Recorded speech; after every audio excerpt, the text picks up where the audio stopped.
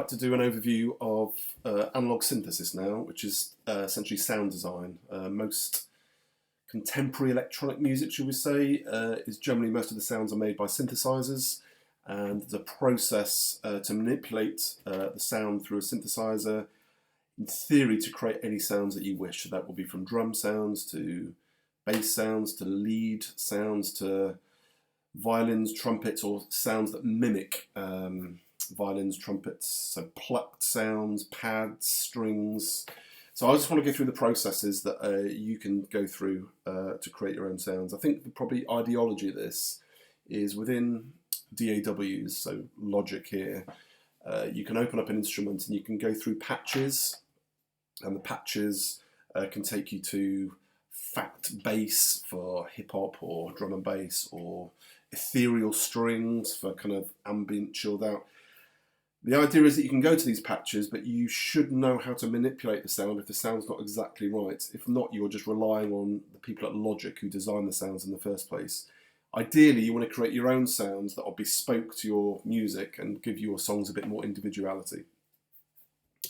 Okay, so we're going to start a new session in Logic and creating a software instrument. And actually, if we look down here, these are the sound modules within Logic. And they tell you that these are the synths. There's an FM synth, ensemble synth, monophonic synth, etc. I'm going to go to the ES1 for my demonstration. This is an analog synth, or it's in a digital realm, but it's a representation of subtractive synthesis. So we can come into FM synth at a later point. So I'm going to open the ES1. They all, except probably the FM synth, they all have similar parameters. I'm just going to use this as my example. So let's just create an ES1 synth and click create. Okay, so here's the ES1 synth. So if I open this up, this is it here. For those of you who don't know much about subtractive synthesis or analog synthesis or sound design, sometimes these can be a bit daunting because there's just lots of pots and faders and buttons to press. So my plan here is to help you understand the navigation process of making sounds. So this is the root level sound.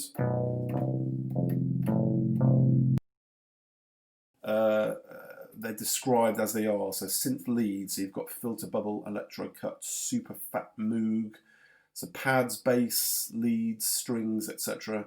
So you can go to these, but you really should be practicing editing these patches to make a bespoke sound that fits your piece of music.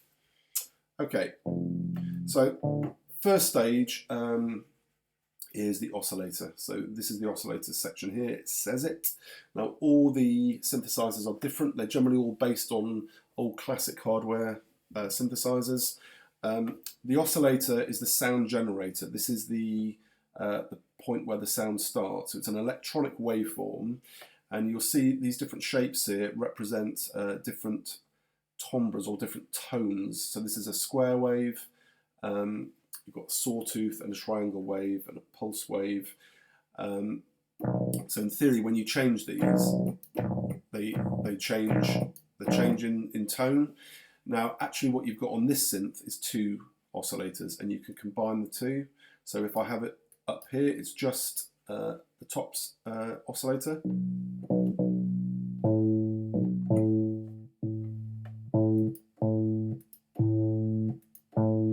Might be hard to hear, but all of these have a slightly different tone to them.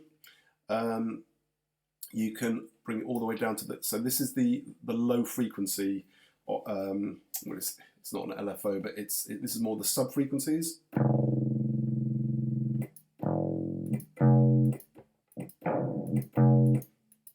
So again, you've got different waveforms with different characteristics.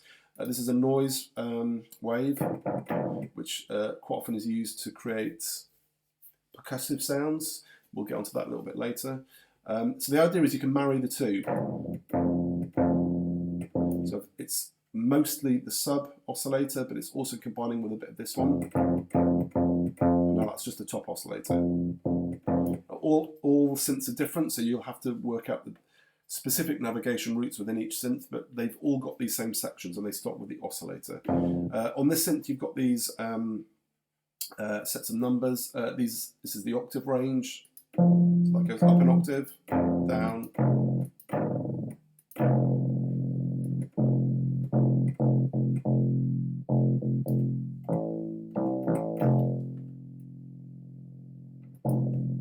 Okay.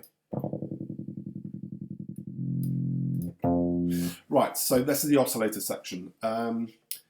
Next we go to, again it says it here, not all synthesizers will tell you what the sections are called, but this is the filter section. And this is why it's called subtractive synthesis, because it allows you to take away or subtract frequencies.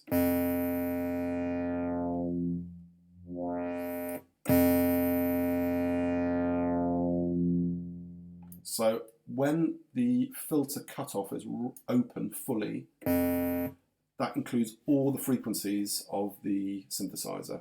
When you start to close the cutoff, it will take away, it will subtract the high frequencies.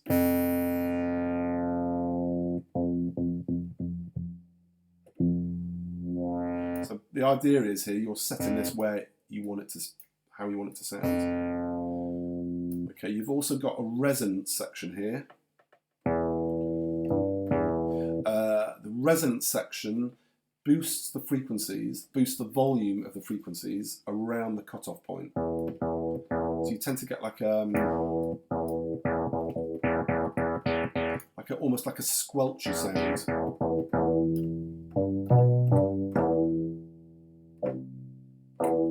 Actually, I'm just going to relate this to the EQ in Logic.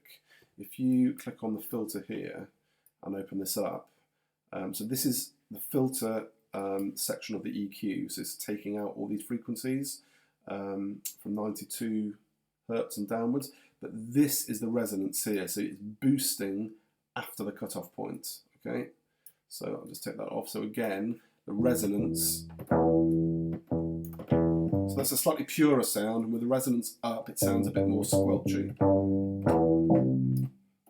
Okay, the sound's still not particularly great, so let's just keep moving forward. So we've got oscillators generate the sounds, the cutoff or the filters shape the sounds, and then we've got this section here which is called the envelope. So the envelope is the volume shaping. Now this is where it gets interesting. At the moment you can't see this, but when I press the key, the sound starts straight away and it stops as soon as I release the key with my finger.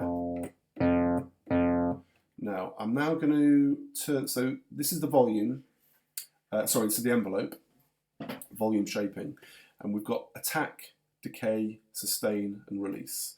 And these are different parameters that will affect the shape of the sound. So this is the attack, so if I turn the attack up,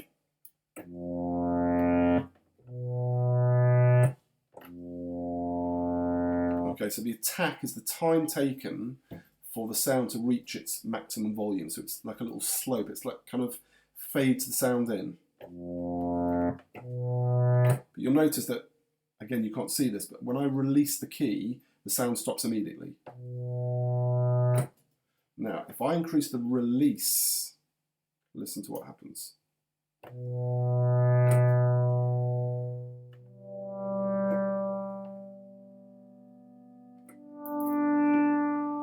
Okay, so when I release the key now, with that high release, the sound takes time to decay to nothing. So it's more like a sustain pedal on a piano, which is slightly confusing because there is a sustain section here on the envelope. The sustain is actually the volume that the sound plateaus to. So you've got the attack is the time taking for the sound to reach its maximum volume. The decay is the point where it drops to, time it takes for it to drop to like a plateau level, and that plateau level is the sustain volume. So actually the attack, decay and release are all time, like how long it takes to do something, whereas the sustain is actually volume.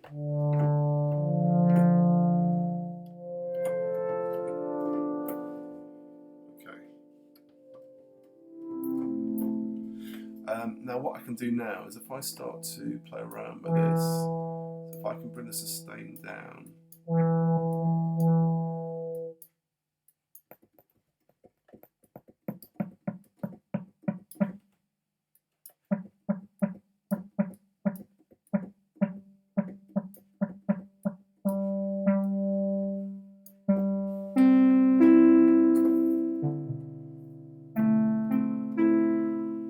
now I've got a quicker attack. So we can hear now how the sound's changing. I'll tell you what I'm going to do. I'm going to change this to a triangle waveform. Now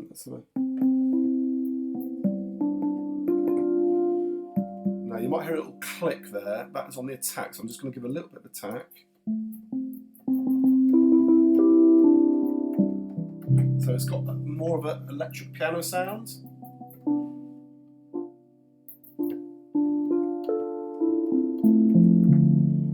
So just by playing with the envelope, we can get some quite different sounds. So it's worth playing around with this. It's actually quite nice. Okay, so we've got oscillators generate the sounds. The filters shape the sounds, taking out frequencies.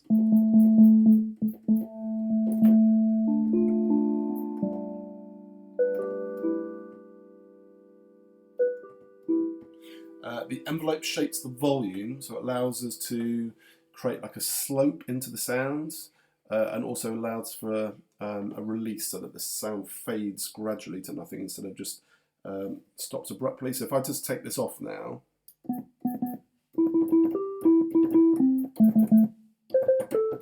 so now it's got more of a bleepy sound. Okay, the last section I'm going to show you is the low frequency oscillator section. This is the LFO section. The LFO, you don't actually hear this section, even though it says it's a low frequency oscillator. The LFO section allows you to modulate the sound. It controls the main sound by modulating it, so kind of creating a kind of a pulse effect, if you like. So forms of modulation are things like vibrato on a vocal, which I won't recreate, or you might have tremolo on a guitar, which is essentially volume modulation. So if you imagine just turning your volume up and down while a sound's playing, that would be a tremolo. And it can be a useful sound actually for different genres of music, for different effects. So let's have a little play around with this. Now for this, you have to move, so this is the section here, you need to move this all the way up.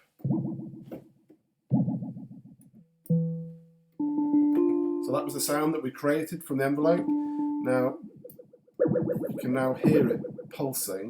Now what it's doing is it's telling me it's the pitch that is oscillating, and it's using this wave, which is a triangle wave, as the form of modulation.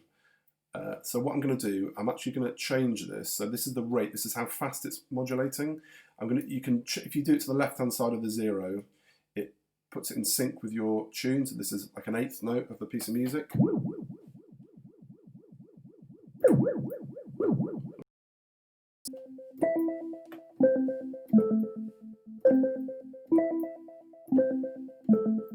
Okay, now I actually want to modulate the cutoff point, as in the cutoff point here on the filter. So I can change it to the cutoff. You can take out frequencies, that's subtracting frequencies with the cutoff, or boosting frequencies around the cutoff with the resonance. Envelope shapes the volume, and the LFO allows it to modulate. So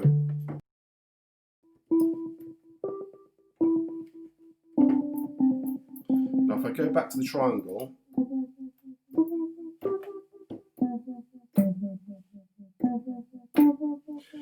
with this, by the way, on this one, if you just bring it halfway down, it's kind of half modulated, half original signal. So it's just like a hint of modulation.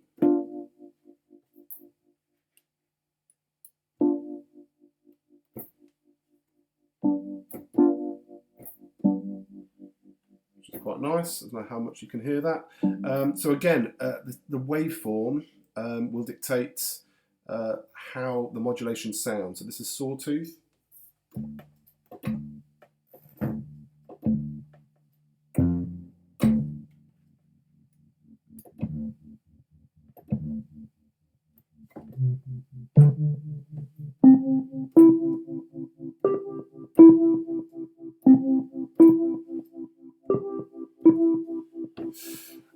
And that's the basics of subtractive synthesis. I do actually have, this is on your collaboration space. 4 stages of subtractive synthesis. Oscillators generating a waveform. You'll generally find different wave types have got different characteristics, different timbre. Filters removing frequencies, so subtracting frequencies. Envelope affecting the dynamic of the sounds. LFO allowing modulation of the sound, so tremolo, vibrato, etc. There's a nice website here as well. If you go to Planet of Tunes, you can access their synthesis theory. And yeah, this is all on your collaboration space. You've got sections about volume shaping with envelopes, filters, LFOs, etc. Yeah, so that is analog synthesis, subtractive synthesis, which should be a key part of your music production because it's just used so much in modern music production.